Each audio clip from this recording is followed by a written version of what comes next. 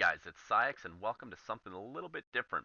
This video is going to be focusing on the concept that can be applied to all players. We're going to be looking at warding, and particularly warding in Season 6.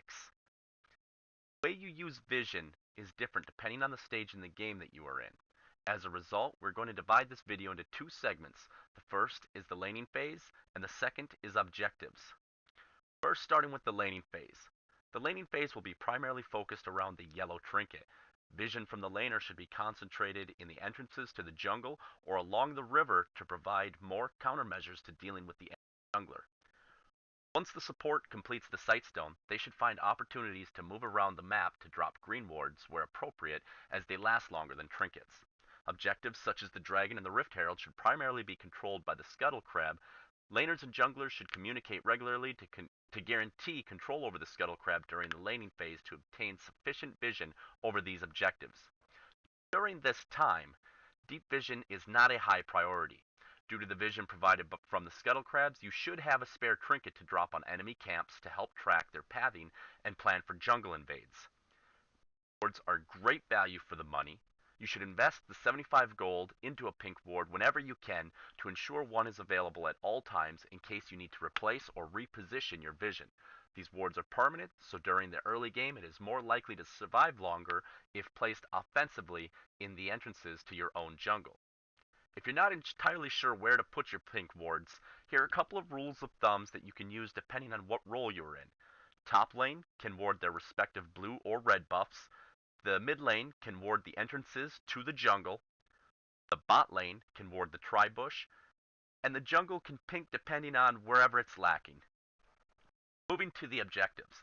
Once you hit level 9, it is encouraged that you swap your yellow trinket for a blue as a solo laner and ADC, or a red trinket as a support or jungler. These can vary depending on the champion that you play, but they can be considered as another rule of thumb when it comes to warding. From this point on, Sightstone and Tracker's Knife should be used to control the objectives. Regardless of which objective, do not rely on the individual to control the map. It is important that the entire team work together to gain and maintain vision. If you want to take a tower, vision should be invested into your flanks. Pink wards should be placed in areas that are easy to control and contest, while blue trinkets should be invested in getting deep vision and provided you with brief knowledge of the angle that the enemy is going to attack from. If possible, it is always good to place a ward wherever the taken tower was to provide you with further vision control of the map. If you want to split push, then vision should be invested in the enemy jungle closest to where the split pusher is. Assuming your split pusher is top lane while the rest of the team is bot lane, blue trinkets and pink wards should be used to cover the major pass through the top half of the enemy jungler to identify the intentions of the enemy team and prepare for it. If you want to take Dragon and Baron, Scuttle Crab should be taken roughly 1 minute before the objective spawns.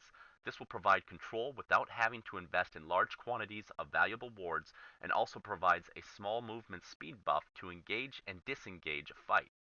One pink ward should always be saved to place in the pit, and use the red trinket primarily to control the outside of the pit. The opposite can also be done and largely depends on where the enemy is approaching from.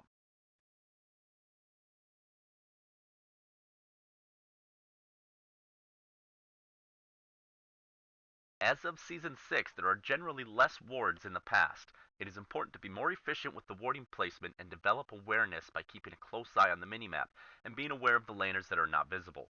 This can help you be safe and avoid unnecessary deaths. And that concludes the video. Hope you liked it. If you did, leave a big thumbs up for me. Follow me over on Twitter at ItsSiex, or even check me out at my stream over on Hitbox. Until next time, peace.